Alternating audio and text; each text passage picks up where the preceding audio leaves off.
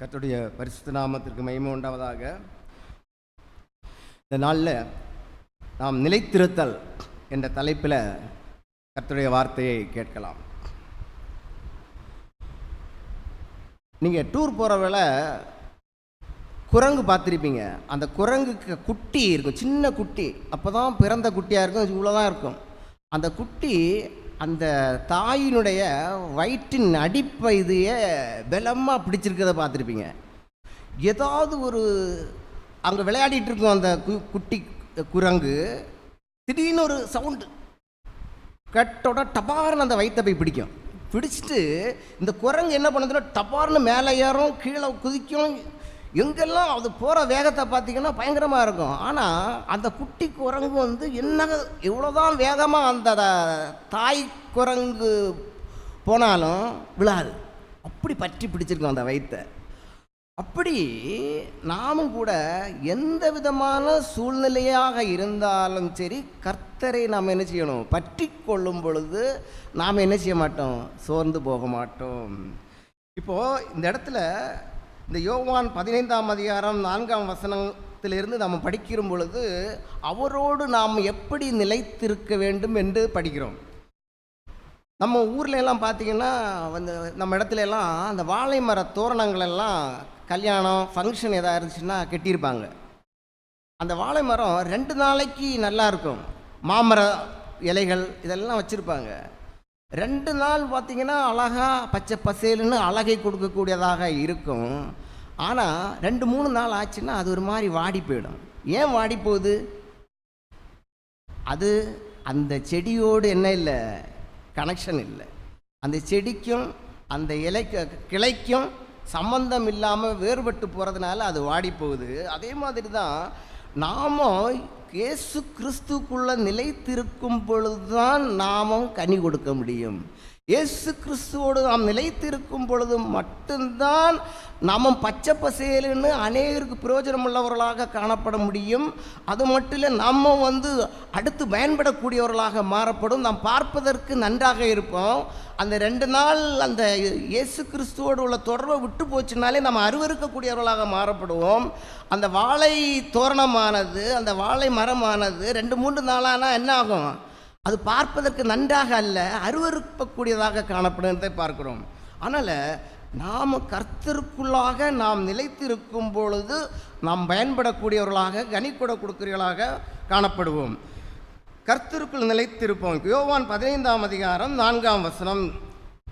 யோவான் 15:4.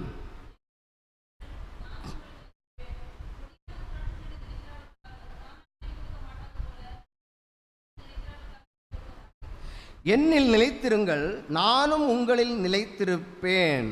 அப்போது அவரிலே நாம் நிலைத்திருப்போம். நிலைத்திருக்கும் பொழுது நாம் கனி கொடுக்கிறவர்களாக காணப்படுவோம். இப்போ பார்த்திங்கன்னா இந்த ஒரு செடி கொடியானது தனியாக இருக்குன்னு வைங்களேன், அந்த வாழை இலையை ஆடோ மாடோ கடிச்சிதுன்னு வைங்களேன், அந்த ஆடு மாடு கடிச்சிச்சுன்னா திருப்பி அது முளைக்காது. ஆனால் அந்த கொடியானது அந்த செடியோடு இருக்கும் பொழுது தான் ஆடானாலும் மாடு கடித்தாலும் என்ன செய்யும்? திருப்பி முளைச்சி திருப்பி வந்துடும். அப்போது எந்த விதமான இது வந்தாலும் திருப்பி அதுக்கு பழைய நிலைமைக்கு வந்துடும். பார்த்திங்கன்னா யோபுவை பார்த்திங்கன்னா அவனுடைய எல்லா காரியங்களும் அழிந்து போச்சு. அவனுடைய ஆடுகள், அவனுடைய மாடு, அவனுடைய சொத்து சுதந்திரங்கள் எல்லாமே அழிந்து போன போதும் கூட அவன் கர்த்தரில் நிலைத்திருந்தான். எது வந்தாலும் சரி கர்த்தர் பார்த்து கொள்வார், அவர்கிட்ட சரண்டர் ஆனான். அவன் மனைவி என்ன சொன்னாங்கன்னா, இனியா இந்த இயேசு கிறிஸ்து கர்த்தரை பற்றியே நீ சொல்லிட்டு இருக்கிற, அவரை தூஷிச்சு என்ன செய், ஜீவனை விடணும். ஏன் ஜீவனை விடணும்? அவ்வளோ பாடு. அவருக்கு உடம்பெல்லாம் என்ன செய்யுது? அரிக்குது. சாம்பலில் உட்கார்ந்துருக்காரு. அவருடைய காரியங்கள் எல்லாம் அழிந்து போனது மட்டும் இல்லை, அவருடைய பிள்ளைகள் எல்லாம் செத்து போயிட்டாங்க. ஆடு மாடுகள் கோழி எல்லாமே செத்து போயிடுச்சு. அது மட்டும் இல்லை, அவருடைய உடம்புல ரணம். ஒவ்வொரு நாளும் எப்படி கழிப்பதுன்னு தெரியல. அந்த சூழ்நிலையில் அவங்க மனைவி என்ன சொல்கிறாங்க? ஏன் இப்படி கஷ்டப்படுற, அவரை தூசித்து ஜீவனை விட அப்படின்றாங்க. அப்போ தான் யோபு சொல்கிற, கர்த்தர் கொடுத்தார், கர்த்தர் எடுத்தார், அவருடைய நாமத்துக்கு மகிமை உண்டாவதாக என்னார். அப்போது கொடுக்கிறது அவர் இல்லை. பற்றா இருக்கும் பொழுது அவர் என்ன கண்டுக்கிட்டார்? அவர் என்னென்ன சந்தோஷங்களை அனுபவித்தாரோ, என்னென்ன ஆசீர்வாதங்களை அனுபவித்தாரோ, அந்த ஆசீர்வாதங்களுக்கு டபுளாக பெற்றார். 1000 ஒட்டகம் இருந்துன்னா 2000 ஒட்டகம், 1000 ஆடுன்னா 2000 ஆடு. அதே மாதிரி பிள்ளைகள், அவருடைய சுதந்திரங்கள் எல்லாமே டபுள் ஆயிடுச்சு.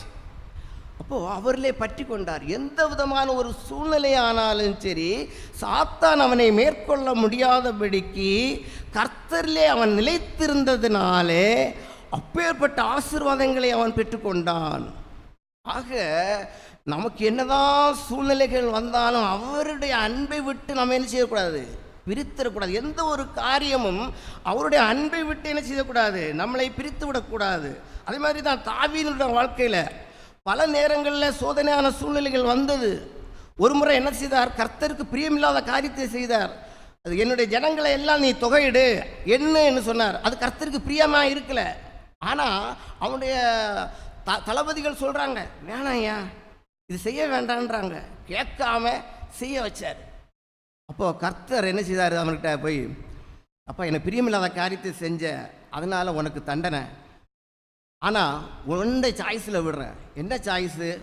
ஒன்றுகில் நீ 3 வருஷம் உனக்கு பஞ்சம், இல்லை 3 மாதம் உன்னுடைய எதிரிகள் எல்லாம் உன்னை மேற்கொள்வார்கள், நீ அவங்க கையில் விழுந்துருவ, இல்லை 3 நாள் கொள்ளை நோய். அப்போ பார்க்குறான் 1 நாளாகமம் 21:13 என்ன சொல்கிறா அப்படின்னா, அப்பொழுது தாவீது காத்தை நோக்கி, கொடிய இடுக்கணில் அகப்பட்டிருக்கிறேன், இப்போது நான் கர்த்தருடைய கையில் விழுவேனாக. அவருடைய இரக்கங்கள் மகா பெரியது, மனுஷர் கையிலே விழாதிருப்பேனாக அப்படின்றார். இப்போ அந்த சூழ்நிலையில் என்ன சொல்றாருன்னா, நான் மனுஷர் கையில் விழக்கூடாது, என் எதிராளிகள் என்னை மேற்கொண்டு விடக்கூடாது, என்னை கர்த்தர் மேற்கொள்ளட்டும். ஆக அந்த கொள்ளை நோய் 3 நாள் கொள்ளை நோயை நீ தாருன்னு சொல்லி ஒத்துக்கிட்டார். ஆக கஷ்டமானாலும் நஷ்டமானாலும் சந்தோஷமானாலும் அவர் கையில் நம்ம என்ன செய்யணும்? விழணும். அவருடைய பலத்த கரத்துக்குள்ளே நம்ம என்ன செய்யணும்? அடங்கி இருக்க வேண்டும். அதே மாதிரி தான் அநேக நேரங்களில் அவர் எல்லாமே நமக்கு நல்லதாக செஞ்சுட்டு இருப்பார். ஆனாலும் ஏதோ ஒரு ஆதாயத்துக்காக, ஏதோ ஒரு சந்தோஷத்துக்காக அவரை விட்டு நம்ம தூரம் போகிறார்களாக காணப்படுகிறோம். இந்த யூதாஸை பார்த்தீங்கன்னா 3.5 வருஷம் அவரோட கூட இருந்தான். யாரோ இயேசு கிறிஸ்துவோடே இருந்தான். அவர் செய்த அற்புதங்களை எல்லாம் பார்த்தான். அவர் வல்லமை உள்ளவர்னு அவனுக்கு தெரியும், அவர் அன்பானவர்னு தெரியும், அவர் எனக்கு போதுமானவர்னு தெரியும். ஆனால் வெள்ளி காசு எனக்கு வருதுன்னு உடனே எவ்வளோ அன்பான இயேசு கிறிஸ்துவையும் அவன் என்ன செய்தான்? காட்டி கொடுத்தான் இல்லையா? நம்ம சிம்பிளாக சொல்லிட்டு போடுவோம், அவன் காட்டி கொடுத்தான்னு. ஆனால் நம்முடைய ஒவ்வொரு வாழ்க்கையின் பகுதிகளில் அநேக நேரங்களிலே நம்ம அவரை காட்டி கொடுக்கிறவர்களாக காணப்படுகிறோம் என்பதை மறந்து விடக்கூடாது. ஏதோ ஒரு ஆதாயத்தை பெறுவதற்காக நம்ம பொய் சொல்கிறோம், ஏதோ ஒரு ஆதாயத்தை பெறுவதற்காக நான் கிறிஸ்தவன் இல்லைன்னு கூட சொல்லுவோம், ஏதோ ஒரு ஆதாயத்தை பெற்றுக்கொள்வதற்காக பொய்யாக சம்பாதிக்கிறது, ஏதோ ஒரு ஆதாயத்தை பெறுவதற்காக நம்ம அடுத்தவங்களை ஏமாற்றுறது, அநேக ஃப்ரெண்ட்ஸோடு இருக்கிற டைமில் தவறான வழிகளில் செல்வதற்கு நான் கிறிஸ்தவன் அல்ல என்பதை காட்டிக்கொள்கிறோம். நான் கிறிஸ்தவன் என்பதை ஓப்பனாக சொல்லாமல் இருக்கிறோம். அதுவும் அவரை காட்டி கொடுக்கிற காரியம் தானே. அப்போது யூதாஸ் நீ சிம்பிளாக சொல்லிடக்கூடாது. ஒவ்வொரு நாளும் நம்முடைய வாழ்க்கையில் ஒவ்வொரு காரியத்திலையும் நம்ம எப்படி இருக்கிறோம் என்பதை நம்ம நம்ம புரிந்தவர்களாக இருக்க வேண்டும். அதான் பவுல் என்ன சொல்கிறாரு? கிறிஸ்துவின் அன்பை விட்டு என்னை பிரிப்பவன் யார்? மரணமானாலும் ஜீவனானாலும் எதுவானாலும் சரி, அந்த கிறிஸ்துவின் அன்பை விட்டு எதுவும் என்னை பிரித்து விடக்கூடாது. என்னுடைய செயலின் மூலமாக, என்னுடைய காரியங்கள் மூலமாக அவருடைய அன்பிலிருந்து நான் பிரிந்து போயிடவே கூடாது. சங்கீதக்காரன் சொல்றார் 63:1, தேவனே நீர் என்னுடைய தேவன், அதிகாலமே உம்மை தேடுகிறேன், வறண்டதும் விடாய்த்ததும் தண்ணீரற்றதுமான நிலத்திலே என் ஆத்துமா உம்மேல் தாகமாயிருக்கிறது. அவர் என்ன சொல்றாருன்னா, ஆண்டவரே நான் உம்மை தேடுறேன், உம்மை தேடுவதற்கு மான்கள் நீரோடையிலே வாஞ்சித்து கதறுவது போல உம்முடைய பிரசன்னத்திலே நான் இருக்கணும். உம்முடைய அன்பு என்னை விட்டு என்ன செய்யக்கூடாது, போய்விடக்கூடாது. நான் என்ன செய்கிறேன், என் ஆத்மா உண்மையில் தாகமாக இருக்கிறது. ஒரு சின்ன குழந்தை தாயை காணாமல் இருக்காது. தாயை அப்படியே தாய் ஒரு நாள் எங்கே வெளியே போயிட்டாங்கன்னா அந்த தாயோட வருகைக்காக காத்திருக்கும். அதே மாதிரி தான் தாய் அந்த குழந்தைய காணாமல் இருக்க முடியாது. அந்த தாயால் அதுக்கு எண்ணம் எல்லாம் அங்கே தான் இருக்கும், அந்த குழந்தை மேலே தான் இருக்கும். அதே மாதிரி அவர் தாவீது என்ன சொல்கிறாரு, அதிகாலமே நான் உம்மை தேடுகிறேன், உம்மை நான் பற்றி கொள்ளாமல் என்னால் இருக்க முடியாது. என்னுடைய ஆத்மா உண்மையில் தாகமாக இருக்கிறது, என் மாம்சம் உண்மையே வாஞ்சிக்கிறது. அப்போ அவர் மேலே நம்ம என்ன செய்யணும், அந்த அளவுக்கு வேதத்தை படிப்பதற்கும் அவருடைய பாதத்தில் அமர்வதற்கு நம்முடைய தாகம், அவரிலே நாம் பற்றி கொள்ள வேண்டும், அவரிலே நாம் நிலைத்திருக்கிறவர்களாக காணப்பட வேண்டும். இரண்டாவதாக அவருடைய வார்த்தையில் நிலைத்திருக்க வேண்டும். யோவான் 15:7 யோவான் 15:7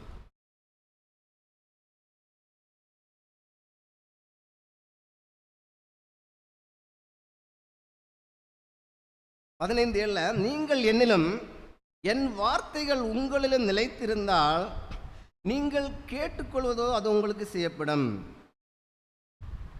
நீங்கள் என்னிலும் என் வார்த்தைகள் உங்களிலும் நிலைத்திருக்க வேண்டும். இப்போ இந்த கிளை எதில் நிலைத்திருக்கணும், செடியோடு நிலைத்திருக்கணும். அந்த செடியோடு நிலைத்திருக்கலைன்னா வாடி போயிடும். அதே மாதிரி நாமும் கர்த்தரிடத்தில் நிலைத்திருக்கும் பொழுது அவருடைய வார்த்தை நம்மள சேரும் பொழுது தான் நம்ம என்ன செய்யப்படும், உயிரோடு இருக்கும். அவர் வார்த்தை என்பதுதான் நம்முடைய அப்பம், அவருடைய வார்த்தை என்பதுதான் நம்முடைய தண்ணீர். ஒவ்வொரு நாளும் நம்முடைய வாழ்க்கை பயணத்தில் அந்த வார்த்தை நம்மகிட்ட சொல்லும், ஓ இதை செய்யாத, இப்படி நட, இதுதான் வழி, இதை சொல்லணும். நம்ம வசனத்தில் என்ன செய்யணும், கட்டப்பட்டவர்களாக காணப்படணும். வேதம் என்ன சொல்லுதுன்னா, என்னை நோக்கி கர்த்தாவே கர்த்தாவேன்னு கூப்பிடுறதுனால என்ன செய்ய முடியாது, நீ கடவுளு கூட நிலைத்திருக்கன்னு அர்த்தம் கிடையாது. ஆனால் அந்த வார்த்தையின்படி நீ நடக்கிறியா, அந்த வார்த்தையில நீ நிலைத்திருக்கிறியா, அந்த வார்த்தை உன்னை மாற்றுகிறதா, அந்த வார்த்தை உன்னை செயல்பட வைக்கிறதா, நீ இன்றைய ஒவ்வொரு நாளும் ஆலயத்திலே வந்து கேட்கிறதான வசனங்கள் உன்னோடு பேசி கொண்டிருக்கிறதா, அந்த வசனத்தின்படி நடக்கிறவளாக காணப்படும். அதான் சொல்றாரு, கற்பாறையின் மேல் கட்டப்பட்ட வீடாக இருக்கணும்ன்றார். அந்த கற்பாறையான வசனத்துக்கு மேலே உன்னுடைய வாழ்க்கை கட்டப்படும் பொழுது எந்த ஒரு பிரச்சனையானாலும் உன்னை என்ன செய்ய மாதிரி அது வீழ்த்தி விட முடியாது. வசனத்தின் மேல் உன் வாழ்க்கை கட்டப்பட்டதாக நீ காணப்பட வேண்டும். ஏசாயா 66:2 என்ன சொல்கிறாருன்னா, கர்த்தருடைய வசனத்துக்கு நடுங்குறவனையே நான் நோக்கி பார்ப்பேன் என்ற. ஒரு வசனம் உங்களை நடுங்க வைக்கணும். ஒரு தவறான காரியத்தை நான் செய்கிறேன், பேசுகிறேன், செயல்படுகிறேன் என்று சொல்லும் பொழுது அந்த வசனம் உங்கள்கிட்ட பேசும். அப்போ இந்த வசனத்தை கண்டு நடுங்கணும், இது நான் செய்தது தவறு. அப்படி வசனத்துக்கு நடுங்குகிறவனை தான் அவர் நோக்கி பார்ப்பார். ஆக வசனத்துக்கு நடுங்குறவளாய் காணப்பட வேண்டும். வசனம் கர்த்தருக்கும் நமக்கும் ஒரு வாய்க்காலாக இருக்கணும், கனெக்ட் பண்ற மாதிரி. அப்படிப்பட்ட வாழ்க்கையை நம்ம என்ன செய்ய வேண்டும். அது மட்டும் இல்லை, வசனம் என்ன சொல்லுகிறது, இருபுறமும் கருக்குள்ள பட்டேன்றது. நம்முடைய தேவையற்ற காரியங்கள் அந்த இருபுறம் கருக்குள்ள பட்டையும் கட் பண்ணணும். நீங்க ஊர்ல போனீங்கன்னா பெரிய மாமரம் இருக்கும், அந்த மரம் செழிப்பா வளர்ந்துருக்கும், பார்க்கறதுக்கு அழகா இருக்கும். ஆனா அந்த தோட்டக்காரன் என்ன பண்ணுவான்னா அங்கே அந்த கிளைகளை கட் பண்ணி விடுவான். நானே கேட்டிருக்கேன், இவ்வளோ செழிப்பாக இருக்கிற கிளையை ஏன்டா கட் பண்ணுறீங்க, எதுக்கு கட் பண்ணுறீங்க? அது மாதிரி அந்த மல்லிகைப்பூ செடியெல்லாம் பார்த்தீங்கன்னா அங்கங்கே கட் பண்ணி விடுவாங்க. ஏன்னா உங்களுக்கு மல்லிகைப்பூ செடி தான் தெரியும், மாமரம் தெரியாமல் இருக்கலாம். கட் பண்ணி விட்டால் தான் பூ வரும் நிறைய. அதே மாதிரி மாமரத்துக்கு கிளையை கட் பண்ணி விட்டிங்கன்னா தான் அடர்த்தியாக இருக்கிற இலைகள் மாறின உடனே தான் அங்கேருந்து காய் அதிகமாக வரும். அதே மாதிரி வசனம் இருபுறமும் கருக்குள்ள பட்டயம் நம்மளை கட் பண்ணணும். நீ செய்கிற இந்த காரியம் வேண்டாதது, உன் வாழ்க்கையிலேருந்து இதை கட் பண்ணிவிடு. இந்த காரியத்தை உன் வாழ்க்கையில் கட் பண்ணு, அது வலி உள்ளதாக இருக்கட்டும். ஆனால் நீ பயன்படக்கூடிய அளவில் நீ கனி கொடுக்க வேண்டுமானால் உன் தேவையற்ற கிளைகள் கட் பண்ணப்பட வேண்டும்.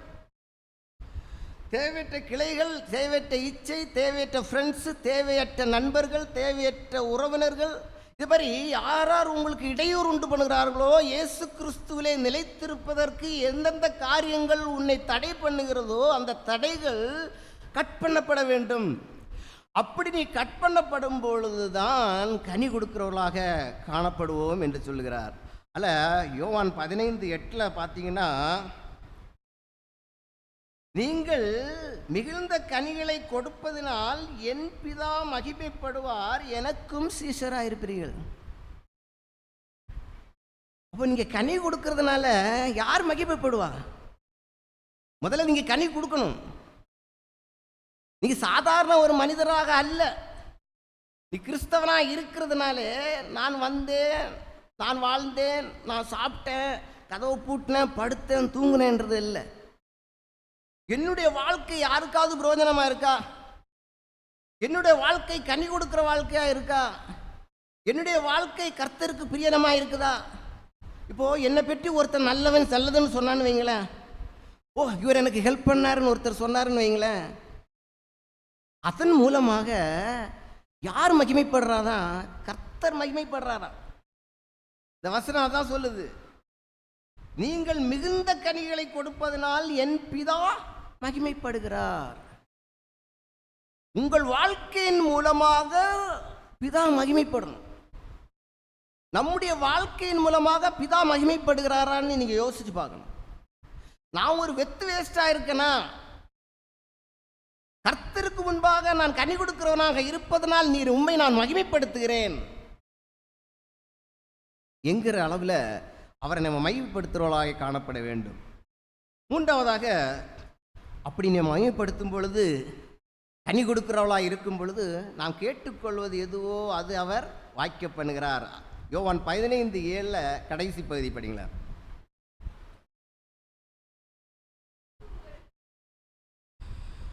நீங்கள் கேட்டுக்கொள்வது எதுவோ அது உங்களுக்கு செய்யப்படும்.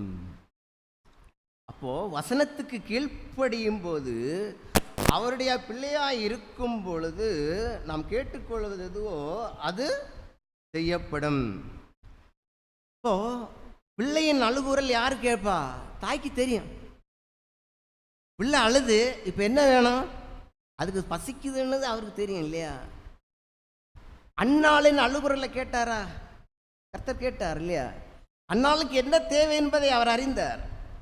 ஆலயத்தில் அவள் வந்து முழங்கால் படிட்டு அவளுடைய எல்லா விசாலங்களையும் அவள் கண்ணீரோடு ஒப்படைத்த பொழுது அவளுடைய ஜெபத்தின் சத்தத்தை கர்த்தர் கேட்டு அவனுக்கு என்ன செய்தார்? குழந்தையை கொடுத்தார்.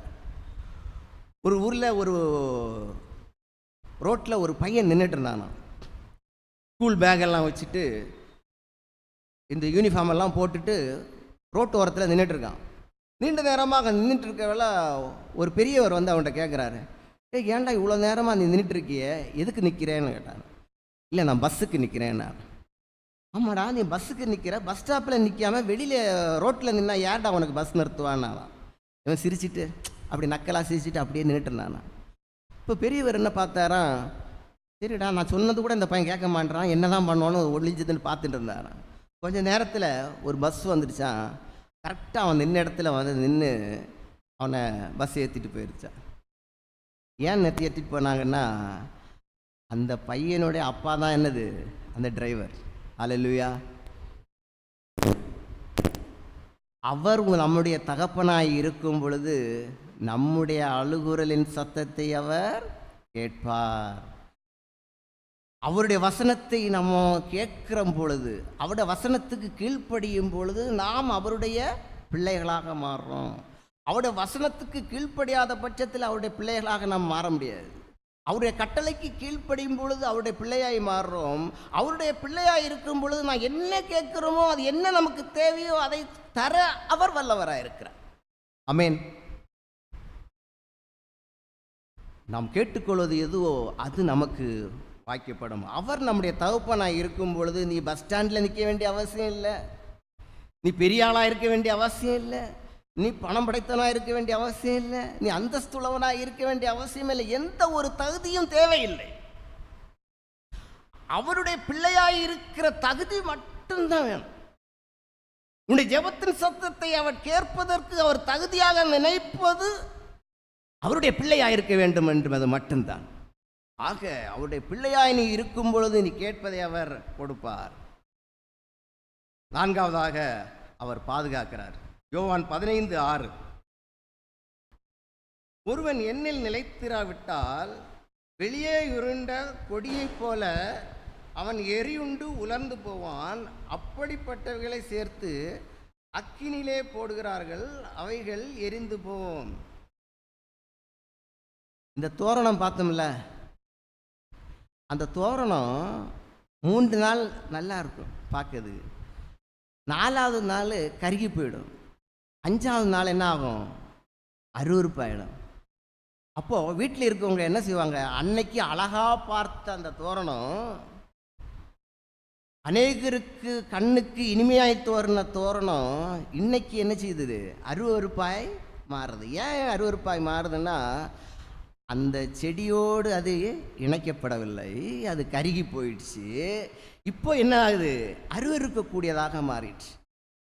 அப்போ அந்த வீட்டுக்காரன் என்ன பண்ணுறான், எப்படா இதை தூக்கி வெளியே போடணுன்றான். அப்போ ஆளுங்களை கூப்பிட்டு என்ன செய்கிறான், அதை வெட்டி எடுத்து கொண்டு போய் எங்கே போடுறான், தூரத்தில் போட்டு அக்னியால் அது என்ன செய்யப்படுது, சுட்டரிக்கப்படுகிறது. ஓ, செடியோடு நிலைத்திருக்காத அந்த மரம், அந்த கிளை அக்னியிலே போட்டு சுட்டரிக்கப்படுகிறது. வேதம் என்ன சொல்லுது, கனி கொடாத மரம் எதுவோ அதை நான் வெட்டி விடுவேன்ற. அப்போது நீ கனி கொடுக்கலன்னா நீ அருவருப்பாக இருக்கிறாய், நீ கனி கொடுக்கலன்னா அடுத்தவனுக்கு பிரயோஜனம் இல்லாமனாக இருக்கிறாய், நீ கனி கொடுக்கலன்னா உதவாதவனாக இருக்கிறாய், உனக்கு இங்கே இடம் இல்லை. அவரோடு நிலைத்திராவிட்டால் உனக்கு இங்கே பங்கு இல்லை. நீ எங்கே போகணும், சுட்டரிக்கப்பட போகணும். நீ அடுத்தவங்களுக்கு என்னவா இருக்கிற, இடைஞ்சலாக இருக்கிறாய். நம்ம வாழ்க்கை அநேகருக்கு என்னது, இடைஞ்சலாக இருக்குது. நம்முடைய துன்மார்க்கமான வாழ்க்கையை கண்டு அநேகர் என்ன செய்யறாங்க, அவங்க அசிங்கமாக நினைக்கிறாங்க. அப்போ நம்ம என்ன செய்யப்படுவோம், தூக்கி எறியப்படுகிறவளாக மாறுவோம்.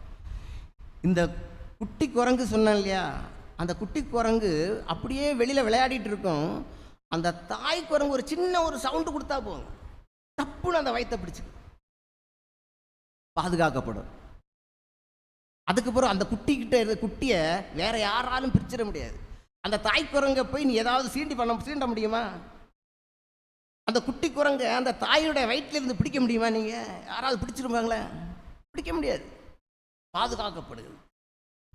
அவரோடு நம்ம ஒட்டி உறவாடி அவரிலே நிலைத்திருக்கும் பொழுது எந்த கொம்பனாலும் உங்களை என்ன செய்ய முடியாது, சேதப்படுத்த முடியாது. உனக்கு விரோதமாக யாரும் எதிர்த்து நிற்க முடியாது, யாராலும் உன்னை எதுவும் சீண்ட முடியாது.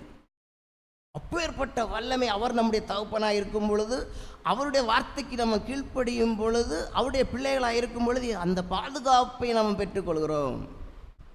அந்த பாதுகாப்பின் வளையத்துக்குள்ளாக நம்ம சொல்கிறோம். ஆடு மேய்ச்சிட்டு இருப்பாங்க மேய்ப்பர்கள். ஒரு ஆடு என்ன செய்யும், வழி தப்பி போயிடுச்சுன்னு வைங்களேன், அந்த மேய்ப்பனுடைய கண்ட்ரோலில் விட்டு வெளியே போச்சுன்னு வைங்களேன், அந்த ஆடு என்ன செய்யும், அன்னைக்கே இரையாக்கப்படும். அந்த ஆடுக்கு எல்லாருமே எதிரிகள் தான். மனிதனானாலும் சரி, நாயானாலும் சரி, காண்டாமிருகமானாலும் சரி, அந்த ஆடை விட்டு வைக்குமா, விட்டு வைக்காது. அன்னைக்கு அது இரையாக்கப்படும். என்னைக்கு அந்த மேய்ப்பனுடைய கண்ட்ரோலில் அந்த ஆடு இருக்குதோ அது அதுக்கு பாதுகாப்பானதாக அமையும். அதே மாதிரி தான் கர்த்தருடைய வழியை விட்டு வெளியே போயிட்டோம்னாலே சாத்தான் எப்படிடா நம்மளை என்ன செய்யலாம், கட்சிக்கு சிங்கரம் போல அவன் நம்மளை விழுங்கலாம் என்று வகை தேடிக் கொண்டிருக்கிறான் என்று வேதம் சொல்கிறது. அவருடைய ஆளுகையை விட்டு, அவருடைய கண்ட்ரோலை விட்டு நீங்கள் வெளியில் போனீங்கன்னா சாத்தான் உங்களை பிடிச்சிடுவான், சாத்தான் உங்களை இழுத்துட்டு போயிடும். கடைசியில் யாருக்கும் பிரயோஜனம் இல்லாதவங்களாக, துன்மார்க்கராக நம்மளை மாற்றுவதற்கு அவன் முயற்சிப்பான். ஆக அவருடைய கண்ட்ரோலை விட்டு நம்ம என்ன செய்யக்கூடாது, வெளியே போனோம்னாலே நமக்கு அது பாதுகாப்பு இல்லை. ஆறாவதாக பூரண சந்தோஷத்தை நமக்கு கொடுக்கிறார். யோவான் 15:11. யோவான் 15:11. என்னுடைய சந்தோஷம் உங்களில் நிலைத்திருக்கும் படிக்கும், உங்கள் சந்தோஷம் நிறைவாயிருக்கும் படிக்கும் இவைகளை உங்களுக்கு சொன்னேன். வசனம் பார்த்தீங்கன்னா பாஸ்டர் சொன்னார், என்னுடைய சந்தோஷம் உங்களில் நிலைத்திரும்படிக்கு தான் இதெல்லாம் சொல்றேயா அப்படின்றார். கடைசியா, நீங்கள் என்னிலே நிலைத்திருக்கும் பொழுது என்னுடைய சந்தோஷத்தை நீங்கள் பெற்றுக்கொள்வீர்கள். அவரிலே நிலைத்திருக்கும் பொழுது என்ன சொல்கிறாருன்னா, என்னுடைய சமாதானத்தை உங்களுக்கு வைத்து போகிறேன். உலகம் கொடுக்கிற பிரகாரம் அல்ல, உலகம் கொடுக்கிற சந்தோஷம் அல்ல. உலகம் கொடுக்கிற சந்தோஷம் ஒரு இமைப்பொழுதிலே முடிந்து போய்விடும். உலகம் கொடுக்கிற சமாதானம் டெம்பரரி. அவர் என்ன சொல்றார், என்னுடைய சமாதானத்தை உங்களுக்கு வைத்து போகிறேன், உலகம் கொடுக்கிற சமாதானம் அல்ல. அதே மாதிரி என்னுடைய சந்தோஷத்தை உங்களை நிலைத்திருக்கும்படிக்கு, உங்கள் சந்தோஷம் நிறைவாயிருக்கும்படிக்கும். அவருடைய சந்தோஷம் அது மட்டும் இல்லை, அவருடைய சந்தோஷம் நிறைவான சந்தோஷம். நீங்கள் அவரிலே நிலைத்திருக்கும் பொழுது, நீங்கள் அவரை பற்றி கொள்ளும் பொழுது அந்த குட்டி குரங்கு என்ன செய்யும், சந்தோஷமா இருக்குது. ஏன் சந்தோஷமா இருக்குன்னா, அந்த குட்டி குரங்கை யாரும் ஒன்றும் பண்ணிட முடியாது. அந்த குட்டி குரங்குங்கிறது வேண்டிய ஆகாரம், தேவையான பால் எல்லாமே அந்த குட்டி குரங்கு கிடைக்குது. அது நிறைவான சந்தோஷத்தை பெற்றுக்கொள்வது போல அவரிலே நாம் நிலைத்திருக்கும் பொழுது, அவருடைய வசனத்திலே நிலைத்திருக்கும் பொழுது அப்படி ஒரு மிகப்பெரிய சந்தோஷம் உடைய வாழ்க்கையிலே காணப்படும். அப்படிப்பட்ட ஒரு சந்தோஷம், சமாதானத்தை நாம் பெற்றுக்கொள்ள முடியும். அந்த சமாதானத்தை பெற்றுக்கொள்ளும்படியாக, அந்த சந்தோஷத்தை பெற்றுக்கொள்ளும்படியாக நிலைத்திருக்கும்படி சொல்கிறார். ஆக நாமும் அவருடைய வசனத்தில் அவர் நிலைத்திருக்கிறவர்களாக, அவருடைய கற்பனைக்கு கீழ்ப்படுகிறவர்களாக, எந்த ஒரு சூழ்நிலையானாலும் சரி அவருடைய அன்பை விட்டு நம்ம என்ன செய்யக்கூடாது. மரணமானாலும், ஜீவனானாலும், தீமையானாலும், தோல்வியானாலும், வெற்றியானாலும் சரி, எந்த ஒரு சூழ்நிலையும் அவருடைய அன்பை விட்டு நம்ம என்ன செய்யக்கூடாது, வெளியிலே போகாதவர்களாக அவரிலே நிலைத்திருக்கும் பொழுது நாம் கனி கொடுக்கிறவர்களாக காணப்படுகிறோம். நாம் கேட்டுக்கொள்வது எதுவோ அதை பெற்றுக்கொள்கிறவர்களாக காணப்படுகிறோம். யாரும் நம்மளை என்ன செய்திட முடியாதபடிக்கான பாதுகாப்பை நமக்கு தருகிறார். எல்லாவற்றுக்கும் மேலான நம்முடைய வாழ்க்கையில் ஒரு சந்தோஷம், சமாதானத்தை அவர் என்ன செய்கிறார், தருகிறார். கர்த்தர் தாமே இந்த வார்த்தையில் ஆசீர்வதிப்பாராக. ஆமென்.